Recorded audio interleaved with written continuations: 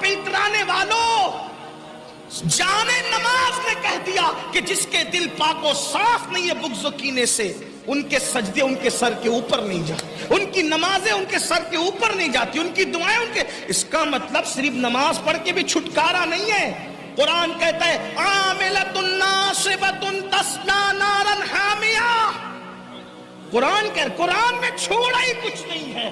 یہ بھی قرآن کا معجزہ ہے. گنی ہوئی آیتوں میں قرآن نے سب بیان کر دیا ہے. وَلَا رَطْبٍ وَلَا يَابِسٍ إِلَّا فِي كِتَابٍ مُبِينٍ. ہر رطب و یابس کو قرآن میں بیان کر دیا گیا ہے، کھول کے بیان کر دیا گیا ہے. قرآن کہہ رہا ہے عاملۃ ناصبۃ تصلیٰ نارا حامیہ. عمل کر کے آئیں گے، محنت کر کے آئیں گے، پھر بھی جہنم میں ڈالے. بے عمل نہیں، عمل ہوگا، عمل، محنتیں ہوگی، محنتیں. وجہ ان کے دل صاف نہیں ہوں گے. پڑوسیوں کے لیے، بھائیوں کے لیے، بہنوں کے لیے، پھوپھیوں کے لیے، چچا تایوں کے لیے، دوستوں کے لیے، یاروں کے لیے. بلکہ قیامت کی نشانی میں نشانی یہ بھی ہے، ہاتھ ملیں گے، دل نہیں ملیں گے. عید پہ گلے تو ملتے ہو، سینے سے سینہ ملتا ہے، دل کب ملا؟ اور ایک بات آپ کو بتاؤں، حضور نے جنتی ہونے کی نشانی بیان کی.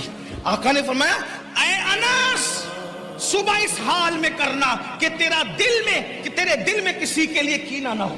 آقا فرماتے، سن لے حدیث پاک کا مفہوم. کیا فرمایا؟ اے انس، صبح اس حال میں کرنا کہ تیرے دل میں کسی مسلمان کے لیے کینہ نہ ہو. یہ میری سنت ہے، اور جو میری سنت پر عمل کرے گا جنت میں میرے ساتھ جائے گا. سبحان اللہ، سبحان اللہ. اگر حضور کا ساتھ جنت میں چاہتے ہو، دل کو صاف کر لو. اب کہتے ہیں ارے حضرات ہم تو دعا کرتے قبول نہیں ہوتی. سیدنا ابو ہریرہ دمشق گئے، ملک شام.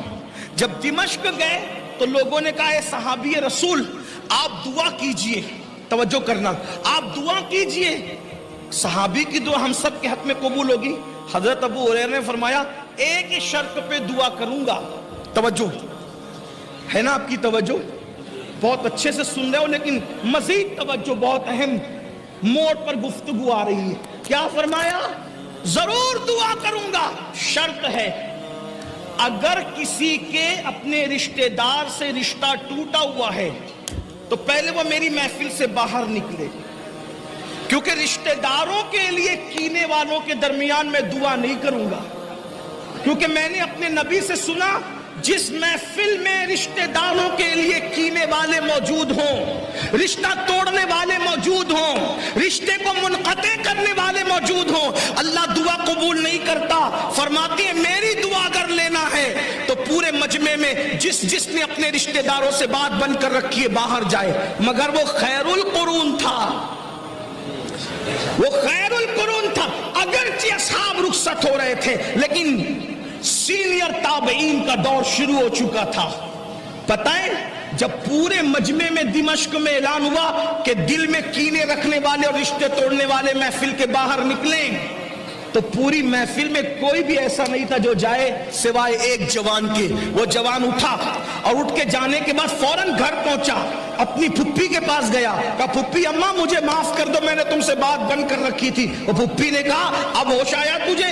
کہا ہوش اس لیے آیا کہ حضرت ابو ہریرہ نے اپنی محفل سے مجھے نکال کے بھگا دیا کہ جب تک کہ رشتوں کو کاٹنے والے، دل میں کینہ رکھنے والے میں موجود ہوں گے میں دعا نہیں کروں گا. تو پھپھی امی اب صحابی کی دعا کی برکتیں لینی ہے تو میں تمہارے ساتھ صلح کرنے کے لیے آ گیا.